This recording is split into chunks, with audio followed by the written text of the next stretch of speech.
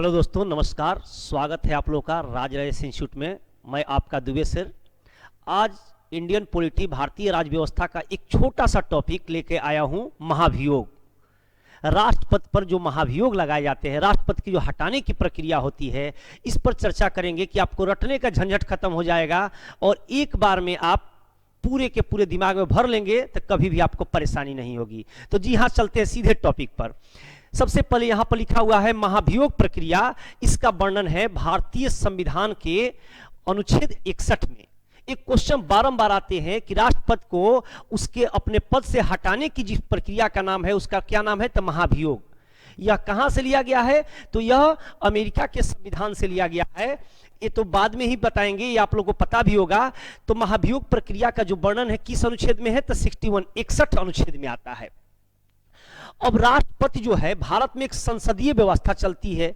तो आप देखते हैं कि संसदीय व्यवस्था में संसद के मुख्यतः 3 अंग होते हैं।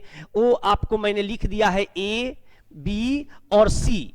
ए मतलब हो गया राष्ट्रपति, बी मतलब हो गया एक उच्च सदन और निम्न सदन, लोकसभा और राज्यसभा। तो कुल मिलाकर के जब राष्ट्रपति की प्रक्रिया है तो संसद के अंतर्गत आते हैं। तो संसदीय व्यवस्था के माध्यम से ही इनको हटाया जा सकता है, बिना संसदीय व्यवस्था के माध्यम से हटाना संभव नहीं है। तो सबसे पहले यहां पर देखते हैं कि राष्ट्रपति पर यदि महाभियोग लगाया जाएगा तो किसके द्वारा लगाया जाएगा? तो वह संसद के दोनों सदन में से कोई भी सदन लगा सकता है, चाहे वह लोकसभा हो या राज्यसभा। ये नहीं है कि वो लोकसभा से ही पहले लगेगा, लेकिन हां, ये बात जरूर है कि दोनों सदन से उसे पारित होना पड़ेगा, दोनों सदन से पास होना चाहिए। तो सबसे पहले मान लीजिए कि यहां पर लोकसभा में लिख दिया, राज्यसभा भी आप लिख सकते हो, कोई दिक्कत नहीं होगा। तो जिस सदन में महाभियोग आएगा, प्रथम सदन इसीलिए लिख दिए हैं, तो उस सदन से इसे 1/4 बहुमत से यानी 25% बहुमत मिलना चाहिए कि राष्ट्रपति पर जो ये आरोप लगाया जा रहा है, महाभियोग तभी लगेगा, हटाया तभी नहीं जाएगा जब वो कोई गलती काम किए हो, कुछ भी गलत किए हो। तो इनको हटाने के लिए, जब राष्ट्रपति को उनके पद से हटाने के लिए महाभियोग लगाया जाएगा, तो उस सदन से, जिस सदन में से लगाया जाएगा, उसमें 1/4 बहुमत से पारित होना अनिवार्य है, 1/4 बहुमत से। यदि वह पारित हो जाता है तो जो पीठासीन पदाधिकारी है, दूसरे पॉइंट में आएगा कि जो पीठासीन पदाधिकारी है वो राष्ट्रपति को सूचित करेंगे कि आप पर महाभियोग लगाया गया, आप पर यह आरोप है, आप पर यह आरोप है। यदि ये बात सही है तो आप पद छोड़ दीजिए, नहीं तो आप सफाई आके सदन में दे दीजिए।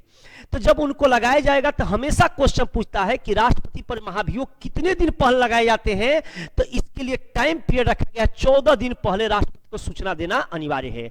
एक कोई भी ऐसा एग्जाम नहीं है जिसमें कि क्वेश्चन नहीं डाला है कितने दिन पहले उनको देना पड़ेगा जानकारी, सूचना। तो 14 दिन पहले सूचना देना अनिवार्य है।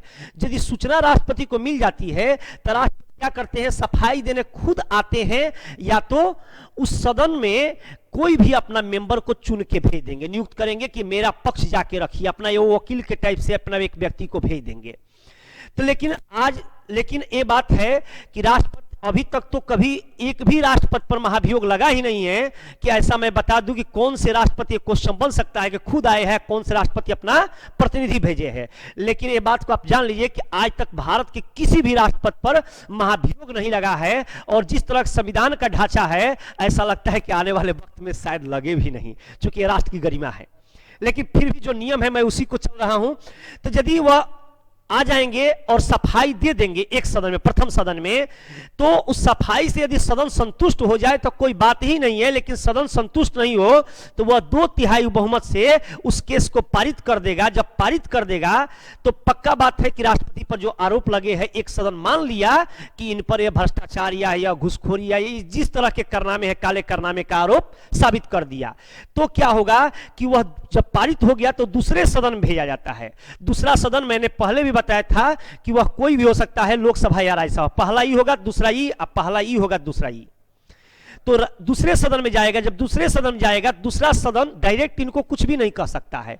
दूसरा सदन क्या करेगा कि एक जांच कमेटी नियुक्त करेगा, एक जांच कमेटी का गठन करेगा। वह दूसरे सदन के ही मेंबर उसमें रहेंगे। और जब जांच कमेटी गठन करेगा, जांच कमेटी रिपोर्ट देगा। यदि कह दिया कि राष्ट्रपति पर भ्रष्टाचार का आरोप गलत है तो मामला यहीं पर महाभियोग कैंसिल। लेकिन यदि वो भी अगर 2/3 बहुमत से पारित कर दिया, यदि वो भी 2/3 बहुमत से पारित कर दिया, तो राष्ट्रपति पर महाभियोग प्रक्रिया पूरी हो गई और राष्ट्रपति महोदय को अपना पद छोड़ना पड़ेगा। जैसे वे पद छोड़ देंगे तो एक हमारे और आपके जैसे आम नागरिक हो जाएंगे, जिस तरह की गलती किए रहेंगे, जिस तरह का आईपीसी आएगा इंडियन पेनल कोड के अनुसार उन्हें सजा दी जाएगी, उन पर आरोप चला, जो जिस तरह का आरोप रहेगा उस तरह की सजा मिलेगी। एक बात लास्ट आप नोट कर लीजिए कि भारत का सर्वोच्च पद होता है राष्ट्रपति। जब तक इस पद पर व्यक्ति है, जब तक राष्ट्रपति के पद पर व्यक्ति है, तब तक उस पर एगो एफआईआर भी लॉन्च नहीं हो सकता है। तो थैंक यू, फिर मिलते हैं।